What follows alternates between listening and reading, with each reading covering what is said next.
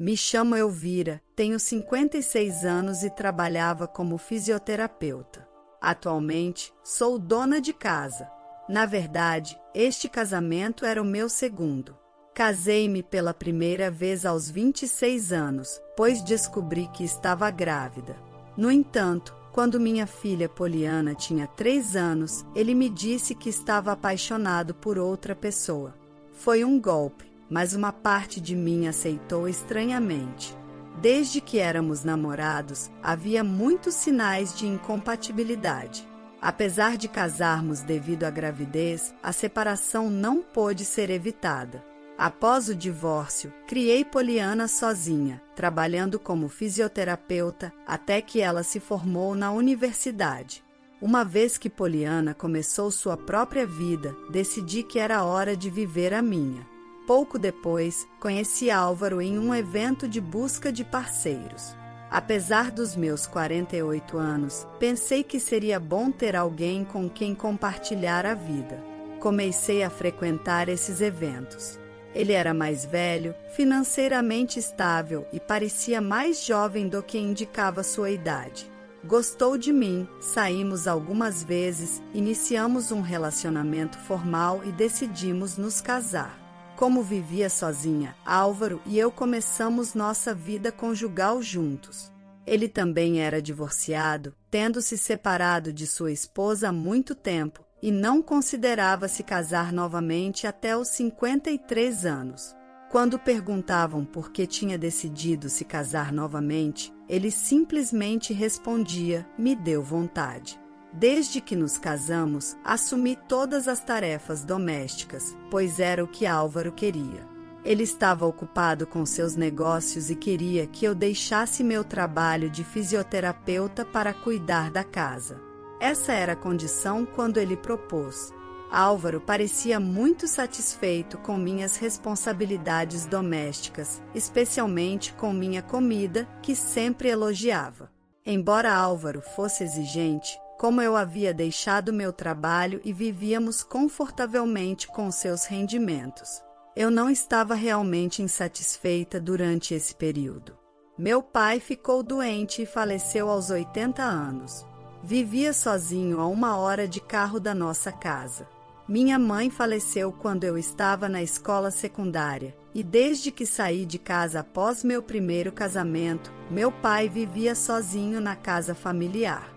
Eu sugeri viver com ele temendo que se sentisse sozinho, mas sempre se recusava, rindo e dizendo que preferia estar sozinho. Depois de casar com Álvaro, não moramos com meu pai, já que ele se opunha. No entanto, eu o visitava frequentemente para ver como ele estava. Repentinamente, ele adoeceu e fiquei profundamente lamentando não ter percebido antes. Não havia muita herança, apenas a casa familiar cheia de lembranças.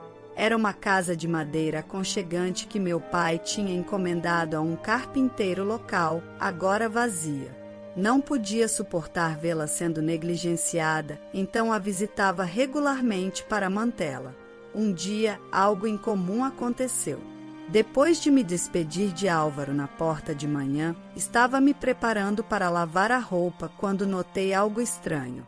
Não conseguia levantar o braço esquerdo, parecia que um lado do meu corpo estava paralisado. Assustada, chamei Álvaro com a mão direita trêmula. Sua voz irritada chegou até mim. "O que você quer?" Quantas vezes eu disse para não me chamar no trabalho? Assustada, tentei explicar, mas de repente minha mão esquerda não se movia, parecia paralisada. Paralisada? O que você espera que eu faça a respeito? Se está preocupada, vá para o hospital, disse Álvaro com indiferença. Eu sabia disso, mas estava preocupada. Pedi para ele me acompanhar, cheia de ansiedade diante do estado incomum do meu corpo. No entanto, ele resmungou irritado. "Não posso agora, estou ocupado." Se não puder chegar ao hospital por conta própria, deveria chamar uma ambulância. Apesar da minha decepção com a falta de interesse dele, desliguei e chamei uma ambulância. Quando descrevi meus sintomas, exclamaram que era grave e me levaram a um grande hospital. parecia que eu tinha sofrido um derrame cerebral. No entanto, como fui transferida rapidamente para o hospital após o início, não precisei de cirurgia. Em vez disso, fui tratada com medicamentos para dissolver o coágulo. Mesmo assim, disseram que eu precisava ficar no hospital por enquanto. Na cama do hospital, as enfermeiras perguntavam por meu marido. Murmurei algo sobre ele estar ocupado. No final do turno, Álvaro ligou. Onde diabos você está? E o jantar? Fiquei surpresa que a primeira preocupação dele fosse o jantar. Nem mesmo lembrava que o havia chamado de manhã. Estou no hospital, ainda estou no hospital, respondi. Passou um tempo. Sua resposta despreocupada me enfureceu. Conte-lhe sobre o derrame cerebral. Um derrame cerebral? Por que algo assim aconteceria? Estou indo para aí, disse finalmente, alarmado, e veio ao hospital. Ele visitou minha sala apenas para ir rapidamente falar com o médico.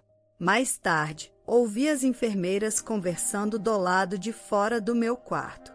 Na sala, ouvi falar sobre o marido da paciente que teve um AVC, que não parava de perguntar ao médico sobre a possibilidade de sua esposa ter outro episódio, dizendo que não suportaria vê-la na cama.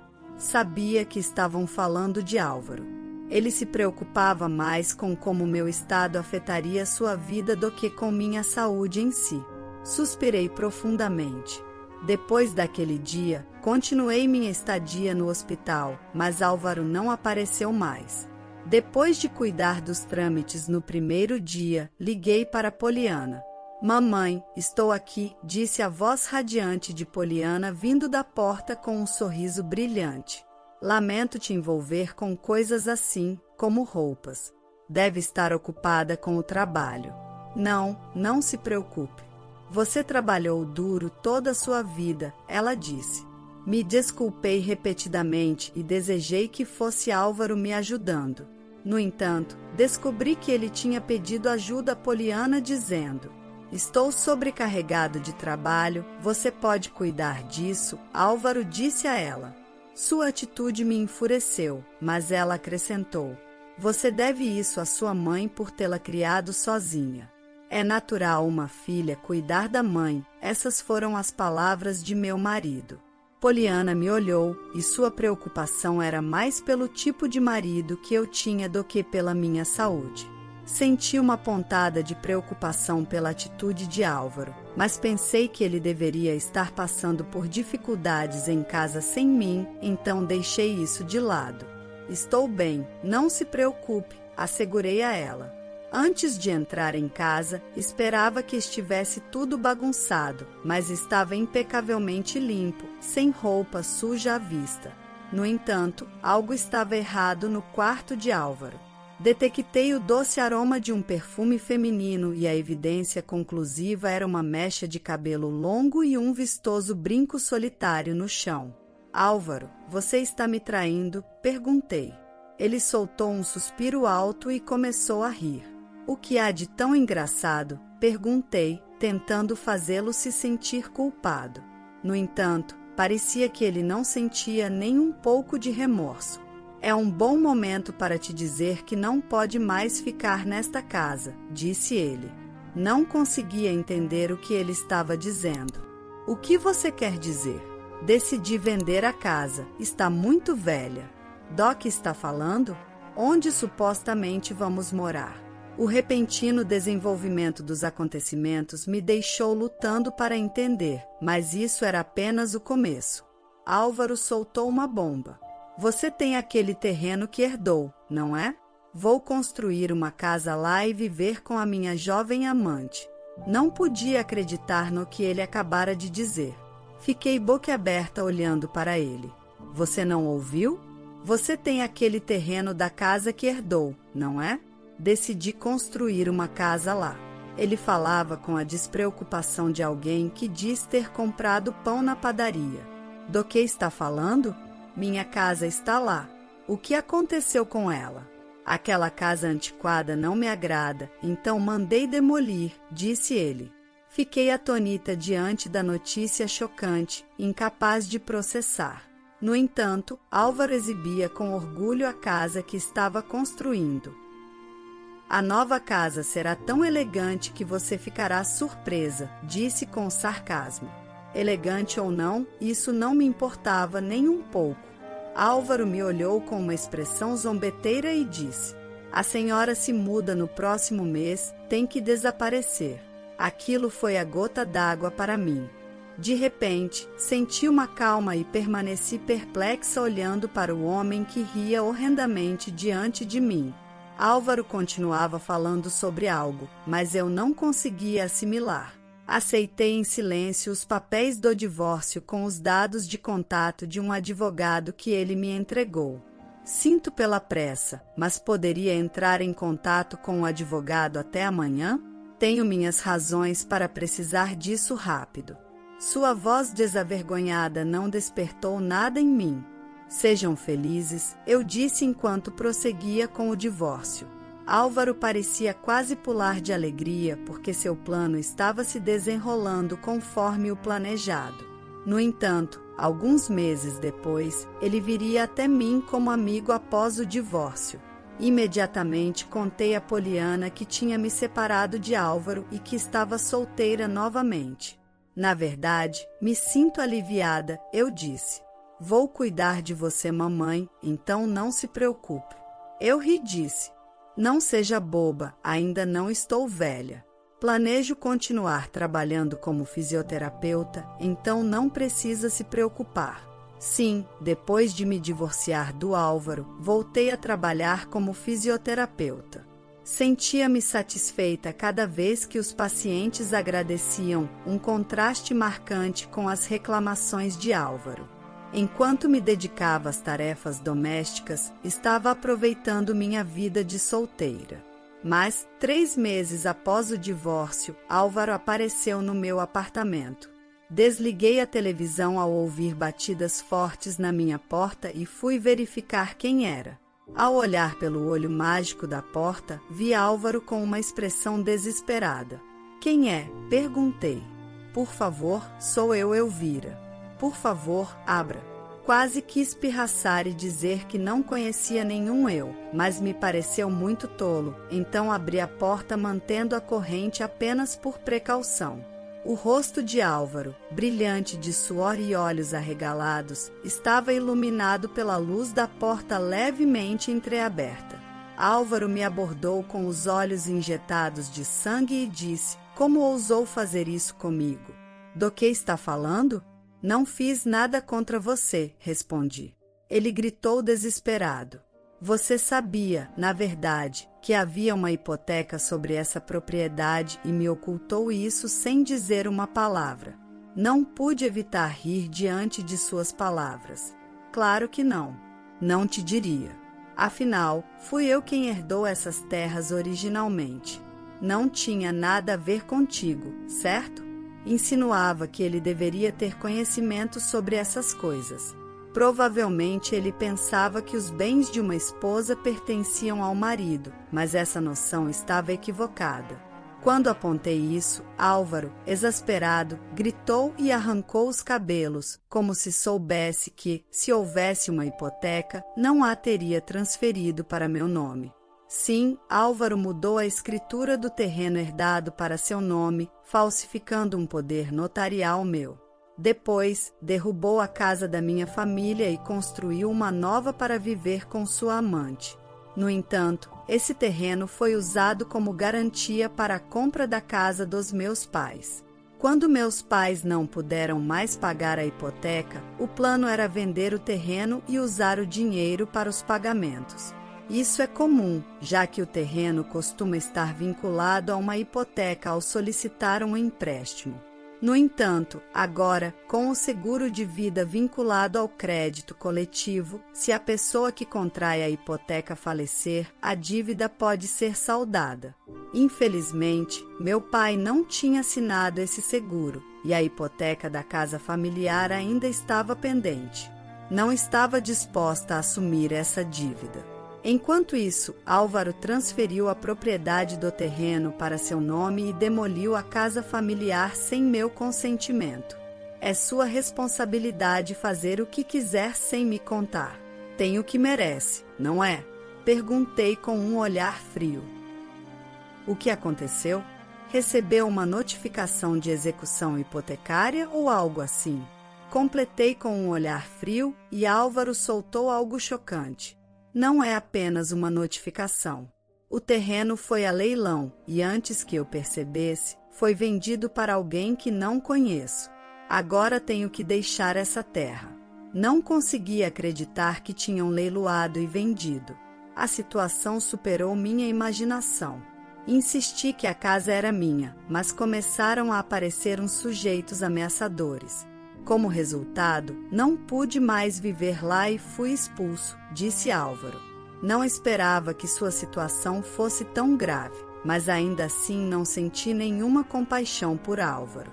Na verdade, experimentei um pouco de satisfação. Continua falando de você mesmo, mas e sua parceira infiel? Não pensava em viver com ela? Então, o rosto de Álvaro ficou ainda mais abatido, e ele suspirou profundamente. Fui enganado. Ela se envolveu comigo por causa da herança.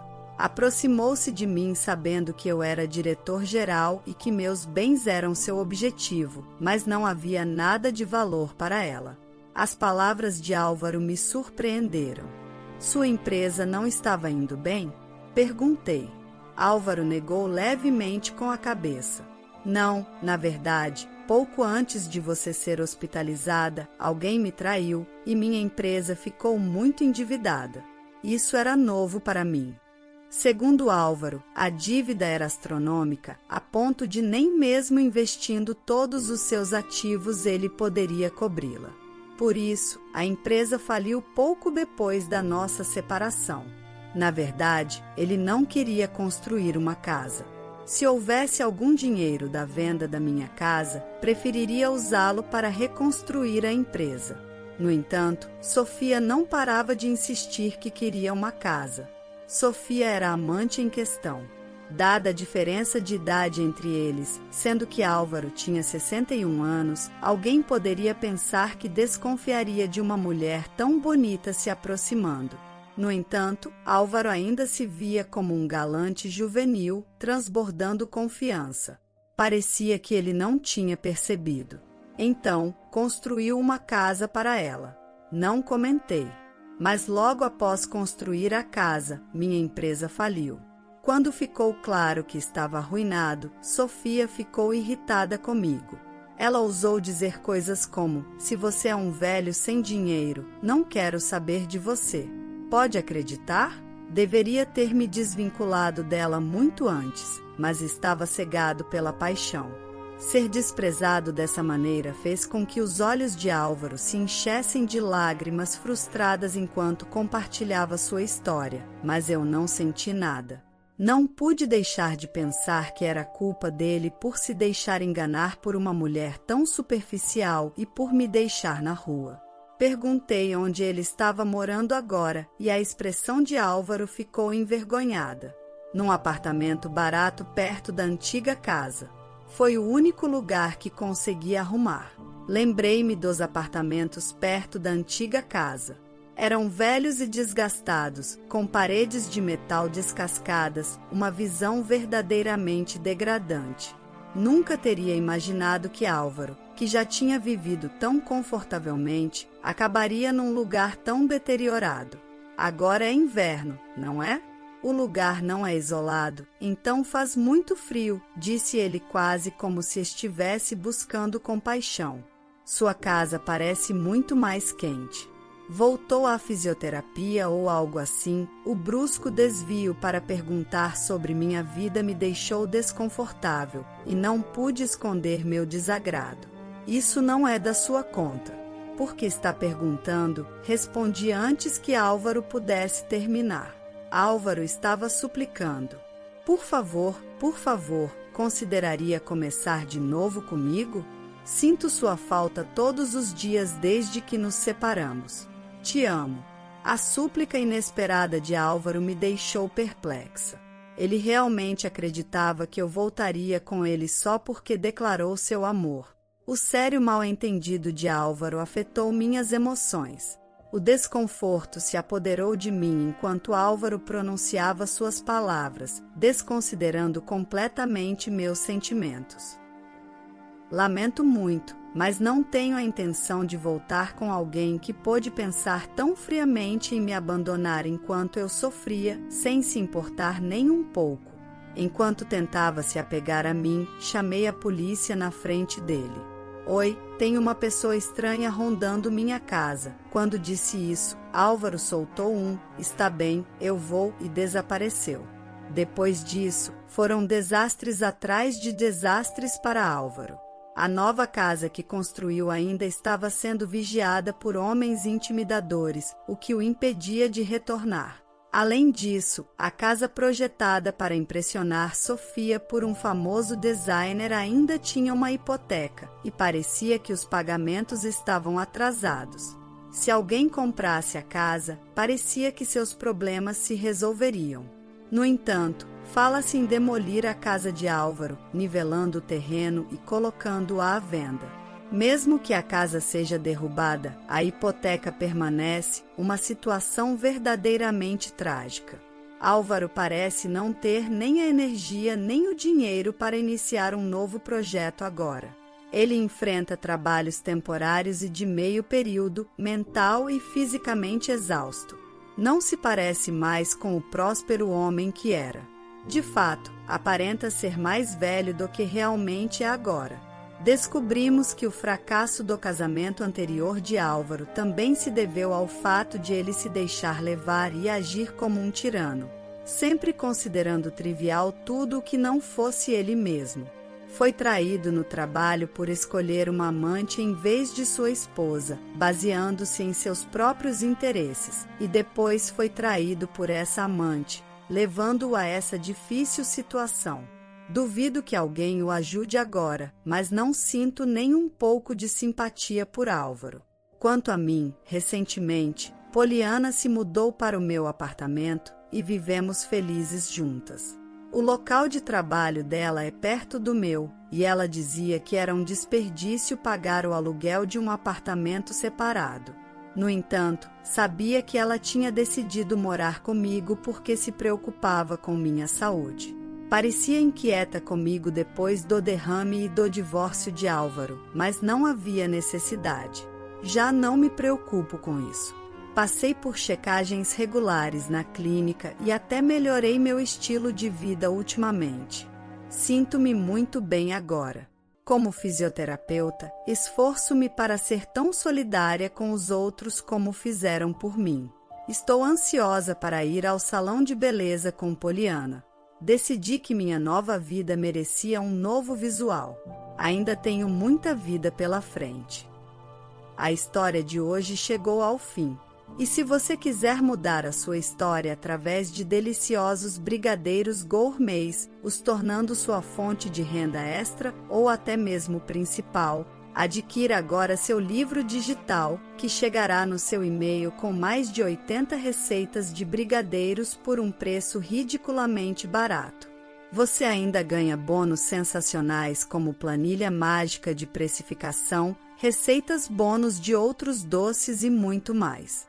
E se não quiser fazer renda com seus brigadeiros, você pode simplesmente deixar seus amigos e familiares apaixonados por essas gostosuras. Clica no link do primeiro comentário desse vídeo e reserve agora seu livro digital. E não se esqueça de comentar qual lição você tirou dessa história. Também deixe um like no vídeo e se inscreva para não perder os próximos vídeos.